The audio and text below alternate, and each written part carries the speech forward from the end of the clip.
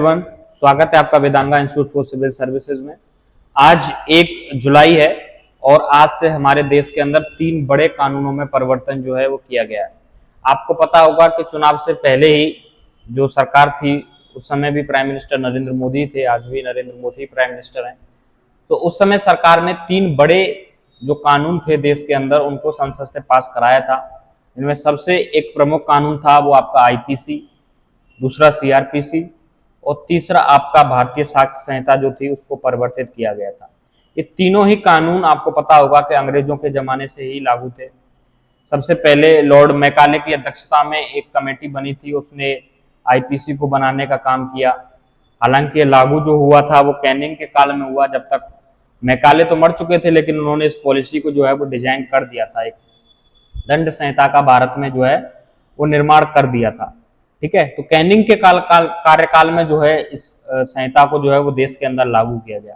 तब से लेकर 2023 तक हमारे देश में यही संहिताएं चल रही हैं। हालांकि इनमें समय समय पर कुछ परिवर्तन किए गए थे, तो तब से लेकर अब तक संहिताएं चल रही थी। लेकिन पिछली बार जब 2023 में सरकार ने प्लान किया कि हम इसको बदल के एक नया कानूनी ढांचा लेकर आएंगे, नया व्यवस्था हम देश के अंदर लेके आएंगे, तो इन तीनों कानूनों को दोबारा से लोकसभा और राज्यसभा के अंदर पास कराया गया था और उसके बाद इनको लागू नहीं किया गया था।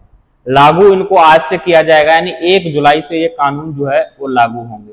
इन तीनों कानूनों में क्या क्या परिवर्तन हुए हैं, क्या क्या बदलाव हुए हैं और क्या धाराएं जो है इनकी बदली हैं और क्या नई धाराएं इनमें जुड़ी हैं, ये सब चीजें हर एक आम व्यक्ति के लिए बहुत इंपॉर्टेंट होती हैं। क्योंकि जिससे आप आज तक 420 चोर कहा करते थे, अब वो 420 नहीं रहा है, उसको किसी और धारा में जोड़ा गया। 302 हत्या का मामला था, उसको अब किसी और धारा में इंट्रोड्यूस किया गया है। 377 जो था आपका सेम सेक्स का जो वर्जन था, उसको इस बार हटा दिया गया है। देश राजद्रोह का मामला आपने काफी न्यूज में देखा होगा पिछली बार तक, अब उस राजद्रोह को हटा के किसी दूसरी धारा में और एक नए शब्द के साथ इस बार नए कानूनों में जोड़ा गया है। तो कई दिनों से आप ये देख रहे होंगे कि विपक्ष से लेकर सरकार में इस बात की गहमा गहमी है कि सरकार ये अच्छा नहीं कर रही है, सरकार वो बुरा कर रही है। कानूनों के लेकर मैं बात कर रहा हूँ, तो कई तरीके के विरोध जो है वो विपक्ष के द्वारा भी उठाए जा रहे हैं। असदुद्दीन ओवैसी हो, चाहे अखिलेश यादव हो, चाहे राहुल गांधी हो, वो भी इन कानूनों को लेकर अपनी चिंताएं व्यक्त कर रहे हैं। तो आखिर इन विपक्ष के जो नेता हैं, इनकी चिंताएं कितनी ताकतवर हैं, कितनी जेन्युइन इनकी जो समस्याएं हैं या जो बात अपने सामने रख रहे हैं।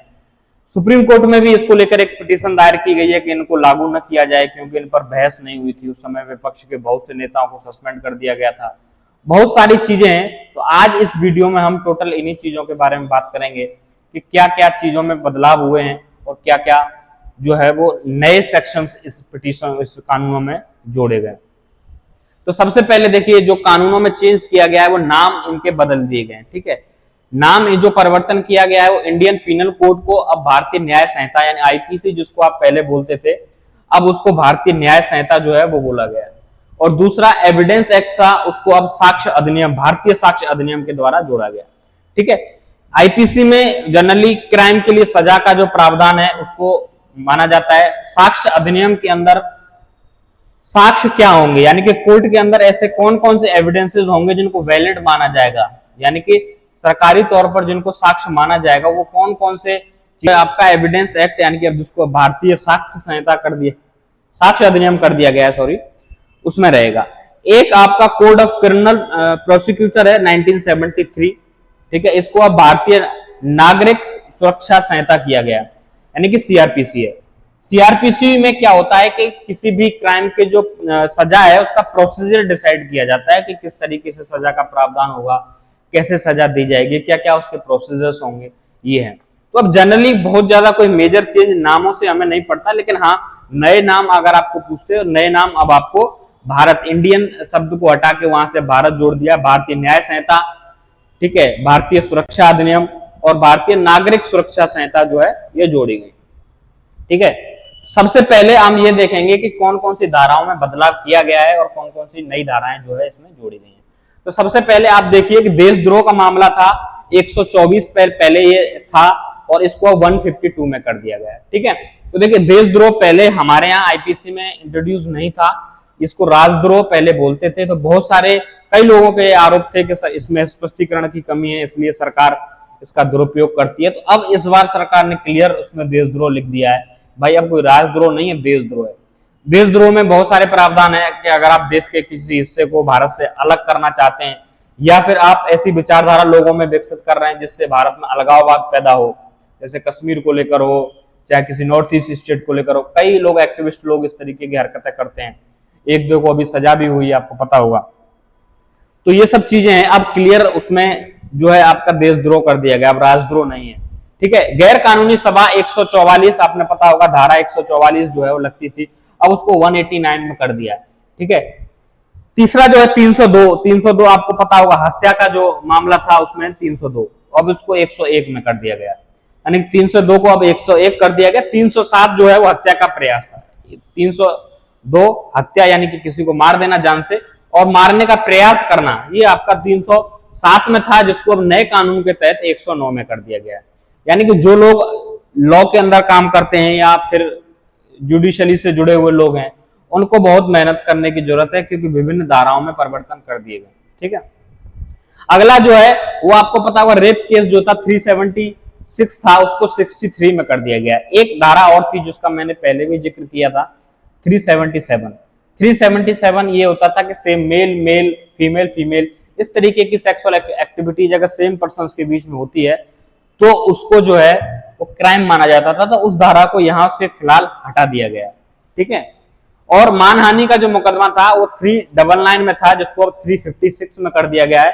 और ठगी जिसको आप 420 बोलते हैं, 420 चोर वाली जो कहानी इंडिया में काफी फेमस है, तो उसको अब 316 में कर दिया गया है। यानी ये कुछ मेजर धाराएं हैं, हालांकि और भी बहुत सारे चेंजेस किए गए हैं। ठीक है। या बहुत डिटेल में जाओगे तो आपको और चेंजेस के बारे में मिलेगा, लेकिन ये जो मेजर हैं जो अक्सर न्यूज में रहते हैं या हर एक आम व्यक्ति को इनकी जरूरत पड़ती है, तो वो ये एक्ट हैं जिनको बदला गया। ठीक है। अब मैं देशद्रोह की जो बात कर रहा था, तो देखिए देशद्रोह में कुछ एक चेंज किए गए हैं, मैंने आपको बताया था। ठीक है। कि अगर देश को किसी हिस्से को अलग अलग करने के लिए कोई आप ऐसी भावना लोगों में पैदा कर रहे हैं, तो वही चीज यहाँ दी हुई है कि उसको देशद्रोह माना जाएगा। अब सीधा उसमें राजद्रोह जैसा कोई चीज नहीं होगा। आप देश की संप्रभुता, एकता, अखंडता को अगर छेड़खानी करने की कोशिश कर रहे हैं तो आपको उसके लिए सजा दी जाएगी। ठीक है। तो देखिए ये सब सारा जो डेटा है इस समय जो इंडिया के अंदर जो डेटा होता है उसको क्रिमिनल ट्रैकिंग नेटवर्क सिस्टम के द्वारा ट्रैक किया जाता है। जैसे आपको पता होगा कि हमारे पास आधार कार्ड और पैन कार्ड होता है।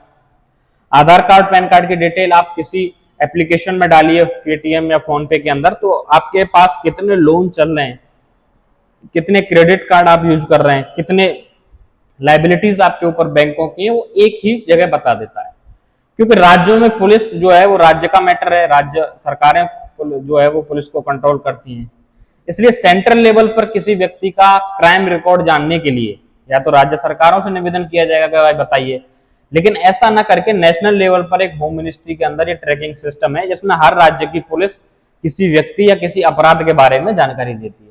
और इसी के बेस पर आपको पता होगा कि हर साल एक रैंक जारी की जाती है जिसमें ये बताते हैं कि किस राज्य में कितने ज्यादा क्राइम हुए, बच्चों के प्रति कितने क्राइम थे, महिलाओं के लिए कितने क्राइम थे। तो ये सारे आंकड़े जो है वो हर वर्ष जारी किए जाते हैं, आपको पता होगा। तो ये इसी सिस्टम के जरिए जारी किए जाते हैं। तो अब इस सिस्टम को पूरा बदलना पड़ेगा। बदलना क्यों पड़ेगा? क्योंकि बहुत सारे केसेस ऐसे हैं कि आप 1 जुलाई के केस आज से 10 दिन पहले घट चुकी है, कोई इवेंट हो चुका है, कोई घटना, लेकिन किसी डर से उसकी एफआईआर नहीं हुई या किसी कारण से एफआईआर नहीं हुई। अब एफआईआर होगी तो कि घटना पहले हो चुकी है, एफआईआर अब होगी। तो यानी कि जिस समय घटना घटित हुई उस समय तो कानून पुराने थे, लेकिन आज 1 जुलाई हो गई तो आज के बाद एफआईआर होगी तो कानून नए होंगे। तो किन धाराओं में या जिन लोगों के ऊपर ऑलरेडी केसेस चल रहे हैं उसमें क्या प्रावधान होगा?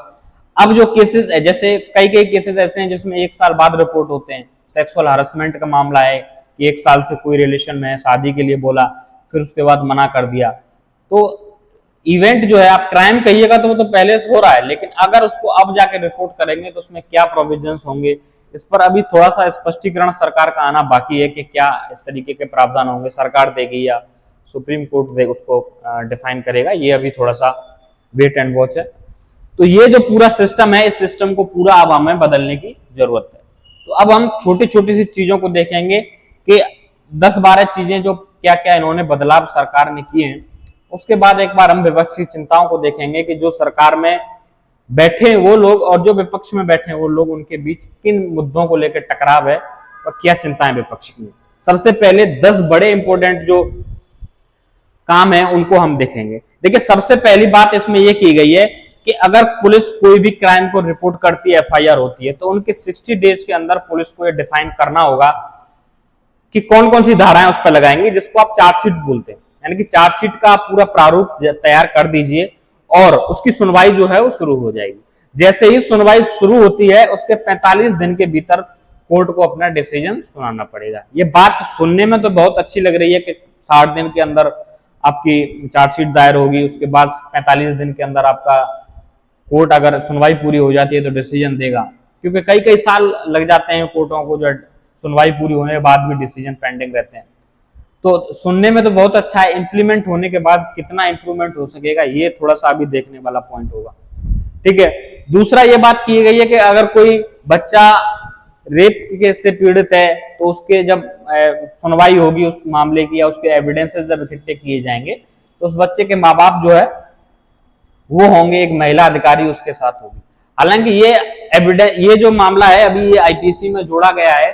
हालांकि जो पॉस्को एक्ट है और भी जो चाइल्ड प्रोटेक्शन एक्ट है उनमें ये बात पहले से डिफाइन थी कि अगर कोई बच्चे के साथ कुछ क्राइम होता है तो पुलिसकर्मी जो उसके साथ रहेगा उसमें एक महिला होगी, महिला भी होगी, वो वर्दी धारण नहीं की होगी, उसके पास कोई हथियार नहीं होंगे, सिविल ड्रेस में होगी, और बच्चे के साथ ऐसा बर्ताव किया जाएगा ताकि वो चीजों के बारे में जल्दी बता सके। उम्मीद की जाती है कि बच्चा डर ना जाए इसी चीज से, किसी क्राइम के बारे में प्रॉपर जानकारी ना दे, तो इसलिए ये प्रावधान विभिन्न जो एक्ट हैं उनमें पहले से थे, लेकिन अब इसको आईपीसी का भी पार्ट बनाया गया है। ठीक है, अब ये जघन्य अपराधों के लिए देखिए उसको पहले से ही सजा जो है फिक्स थी, हमारे यहाँ भी मृत्युदंड से लेकर आजीवन कारावास था, तो इसमें भी कोई बहुत बड़ा चेंज नहीं आया है। ठीक है, ये बात की गई है कि महिलाओं के खिलाफ अपराध होने पर पीड़ितों को 90 दिन के अंदर नियमित अपडेट हासिल करने के लिए और मुफ्त जो चिकित्सा उपचार है उसके लिए प्रावधान किया गया है। और अगर कोई इसी व्यक्ति को कंप्लेन करता है अपनी, तो 14 दिन के अंदर उसको कंप्लेन के एविडेंसेस उसको मिलेंगे कि क्या आपकी जो कंप्लेन है उसकी जो डॉक्यूमेंट दिए जाते हैं पुलिस की तरफ से, वो डॉक्यूमेंट आपको 14 डेज के अंदर मिलेंगे। ठीक है, महिला और बच्चों को लेकर 2-3 प्रावधान इसमें जोड़े गए हैं। हालांकि ऐसा नहीं है कि ये प्रावधान पहले से हमारे देश में नहीं थे, ये डिफरेंट कानूनों में पहले से ये मौजूद थे, उसमें कुछ संशोधन करके उसको थोड़ा सा और क्लैरिफाई किया गया है, इतना बात किया गया। ठीक है, एक चीज यहाँ जो अभी जिक्र में आई है वो एक EFIR का आपको नाम सुना होगा आपने। EFIR का मतलब है कि आपको थाने जाने की जरूरत नहीं है, आप इंटरनेट के माध्यम से, वेबसाइट के माध्यम से FIR कर सकते हैं और इलेक्ट्रॉनिक एविडेंस को भी अब एविडेंस माना जाएगा। ठीक है, तो ये चीजें जोड़ी गई हैं। एक चीज और इसमें आपको देखने को मिलेगी, ये चीज है कि अगर कोई जघन्य अपराध है, यानी कि कोई बड़ा अपराध है, मर्डर है, रेप केस है, तो उसकी घटना स्थल की जांच के लिए फॉरेंसिक टीम का जाना नेसेसरी है। बिना फॉरेंसिक टीम के कोई भी पुलिस जो है वो अन्य कार्रवाई नहीं करेगी, उसको सबसे पहले फॉरेंसिक टीम को वहां भेज के जांच करानी पड़ेगी। ठीक है, एक चीज और इसमें जोड़ी गई है वो है जीरो FIR। जीरो FIR आपने कई बार न्यूज में देखा होगा कि मणिपुर का जो केस हुआ था, एक महिला को जो है वो निर्वस्त्र करके घुमाया गया था, तो वहां एक जीरो FIR का जिक्र हुआ था। जीरो FIR का मतलब क्या होता है? देखिए, जनरली जो FIR होती है वो जिस थाने के अंदर घटना हुई है उस थाने के अंदर FIR की जाती है, लेकिन कई बार हम लोग उस FIR को नहीं कर सकते। जैसे हम लोग रहने वाले कहीं और के, हम आए दिल्ली घूमने के लिए, कोई घटना दिल्ली में घटित हुई तो हमें दिल्ली में FIR करानी चाहिए थी, लेकिन हम लोग वापस चले गए अपने घर या जहां हम रहते थे। तो अब ये प्रावधान किया गया है कि आप हिंदुस्तान के किसी भी थाने के अंदर FIR करा सकते हैं, उसको ऑटोमेटिकली जो है वो कन्वर्ट कर दिया जाएगा जीरो FIR के अंदर। यानी कि जीरो FIR ऐसी है कि किसी भी थाने के अंदर आप FIR करा सकते हैं, चाहे वो क्राइम उस थाने की पुलिस के अंदर हुआ हो चाहे नहीं हुआ हो, उस पर लीगल एक्शन जो है वो किया जाएगा। ये एक नया जाल है। और इसमें देखिए एक चीज और बताई गई है कि जो सेक्स लिमिट थी अब तक, यानी कि पुरुष और महिला, उसमें अब ट्रांसजेंडर को भी शामिल किया गया है। और ये कहा गया है कि कुछ केसेस का कोई इसमें आधार नहीं बताया गया है, लेकिन जनरली ये माना जाता है कि रेप केस हो या फिर आपका कोई हीनियस क्राइम किसी महिला के साथ हो, तो उस केस में जब महिला की गवाही हो, उसके साक्ष्यों पर बात हो, तो कोर्ट के अंदर या फिर जो जज होगी जो वो महिला होनी चाहिए। अगर महिला नहीं है तो ऑडियो वीडियो के माध्यम से भी आप इस प्रक्रिया को पूरा कर सकते हैं, लेकिन प्रयास यही किया जाएगा कि उस तरीके के एविडेंस या उनकी गवाही जो है एक महिला के सामने हो, ताकि वो महिला खुलकर अपनी बात जो है वो बता सके। एक पुरुष के सामने अभी भी गांव के बहुत से केसेस ऐसे होते हैं कि जिनको महिलाएं जो है वो नहीं रख पाती हैं अच्छे से, तो उसके लिए एक नई धारा जो है वो आपकी जोड़ी गई। ठीक है, अब दूसरी जो 10 प्रमुख बातें थी जिनको जोड़ा गया है, अब दूसरी जो प्रमुख समस्या है वो हमारे यहाँ विपक्ष की है कि विपक्ष क्या आवाज उठा रहा है। देखिए, कानूनों का दुरुपयोग क्या हो सकता है कि नहीं हो सकता। तो कानूनों का दुरुपयोग तो हर कोई कर सकता है, अगर सरकार चाहे तो आराम से कर सकती है, पुलिस चाहे तो कर सकती है आपको इस चीज के बारे में। लेकिन सबसे ज्यादा पीड़ित इस समय हमारे यहाँ विपक्षी है, उन्हीं के आरोप लगातार हैं कि सरकार सीबीआई का इस्तेमाल कर रही है, ईडी का इस्तेमाल कर रही है, यानी कि गलत यूज कर रही है। तो इसलिए उनकी चिंताएं आईपीसी सीआरपीसी पर सबसे ज्यादा है। और कौन से 3-4 बिंदु हैं जिन पर विपक्ष सबसे ज्यादा तिलमिला रहा है, वो हम आपको बताने जा रहे हैं। सबसे पहले देखिए, आपको पता होगा कि जब भी कोई केस दिया जाता है तो मैक्सिमम जो पुलिस कस्टडी है वो 15 डेज तक होती है। आपने देखा होगा कि जब कोर्ट में सुनवाई हो रही है तो उसको पुलिस हिरासत में भेज दिया गया। 14 दिन की पुलिस हिरासत मांगती है, पुलिस 1 दिन कम 15 की होती है वैसे।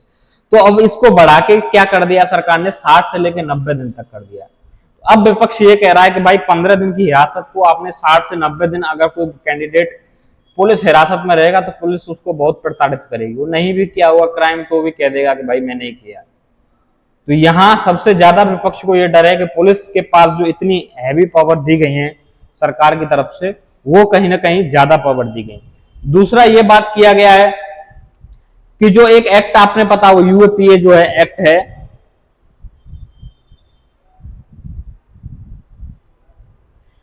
यूएपीए एक्ट के अंदर यानी कि जो अनलॉफुल एक्टिविटीज के लिए जो कानून था, उस कानून के अंदर भी पुलिस को जो है वो शक्तियों को ज्यादा दिया गया है। पुलिस अपने अकॉर्डिंग जो है उसमें जोड़ सकती है। और एक नया चीज जो है वो आपका टेररिज्म की परिभाषा को इस बार इंट्रोड्यूस किया गया है। ठीक है, आतंकवाद का मतलब जो है वो परिभाषित किया गया है इस बार कि आप आतंकवाद में देखिए कई चीजें आ जाती हैं। इस बार जो है आतंकवाद की परिभाषा सरकार ने की है वो जनरली बंदूक से किसी को मारना, इसी तरीके का आतंकवाद नहीं है। ये तो आतंकवाद की कैटेगरी में है, लेकिन इकोनॉमिक टेररिज्म को भी शामिल किया गया, यानी कि कोई हमारी अर्थव्यवस्था को अगर डिस्ट्रॉय करने की कोशिश करेगा तो उसको भी हम एज ए टेररिस्ट मानकर ही ट्रीट करेंगे। ठीक है, तो इस सब चीजों में क्या होता है कि क्लियरिटी थोड़ी सी कम होती है, और ये सारी पावर किसके पास है, पुलिस के पास है। यूएपीए एक्ट जब भी पुलिस आपके ऊपर लगाएगी तो उसमें जमानत कराना बहुत मुश्किल काम होता है। टेररिज्म के अंदर अगर आपको इंट्रोड्यूस करेगी, देखिए बंदूक वाला जो आतंकवाद है वो तो सबको दिखता है कि भाई आपने किसी कैंप पर हमला किया, आर्मी सीआरपीएफ, या फिर आपने किसी सिविलियन जो इलाके पर हमला किया, आप टेररिस्ट हैं, पकड़े गए। लेकिन इकोनॉमिक टेररिस्ट हैं, इनको पकड़ना, इनके ऊपर चार्जेस लगाना, ये पुलिस के हाथ में बहुत कुछ कंट्रोल है। आप हमारे बैंकिंग सिस्टम को डिस्ट्रॉय करना चाहते हैं, यानी कि सब कुछ साइबर तरीके से होगा। एक तरह से कहें तो साइबर क्राइम है, उसी को यहाँ आतंकवाद की परिभाषा दी गई है। तो विपक्ष की ये चिंताएं हैं कि इन शब्दों को जो है सरकार ने पूरी तरीके से क्लैरिफाई नहीं किया है कि किन किन बातों को ही हम आतंकवाद मानेंगे, इसके अलावा नहीं मानेंगे। तो यहाँ क्या है, सब कुछ पुलिस कंट्रोल में है। पुलिस जैसे तरीके से चाहेगी आपको पकड़ सकती है, आपके विरुद्ध कार्रवाई कर सकती है। तो ये चिंताएं जो है वो विपक्षी हैं और इनको लेकर लगातार वो विरोध कर रहे हैं। ठीक है, देखते हैं आगे चल के इसमें क्या होगा। आज से तो कानून जो है वो आपका लागू हो गया है। ठीक है, और आप भी अपनी राय कमेंट बॉक्स में दे सकते हैं कि क्या ये कानून जो परिवर्तित किए गए सरकार से ये नेसेसरी थे, इनको बदलना जरूरी था। ठीक है, फिर मिलेंगे एक नए वीडियो के साथ, तब तक के लिए नमस्कार।